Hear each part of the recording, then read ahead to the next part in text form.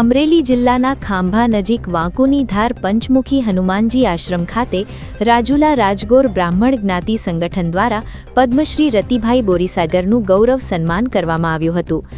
આ કાર્યક્રમમાં અખિલ ભારતીય સાધુ સમાજના પ્રમુખ પૂજ્ય મુક્તાનંદ બાપુ ચાપરડા, પંચમુખી હનુમાનજી આશ્રમના મહંત પૂજ્ય રામબાળક દાસ બાપુ સહિત સંતો, મહંતો અને સમાજના અગ્રણીઓ ઉપસ્થિત રહ્યા હતા।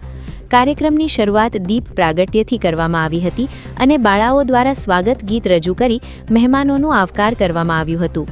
આ પ્રસંગે પદ્મશ્રી રતિભાઈ બોરીસાગરને પુષ્પહાર, શાલ અને સન્માનપત્ર અર્પણ કરી ગૌરવ સન્માન કરવામાં આવ્યું હતું।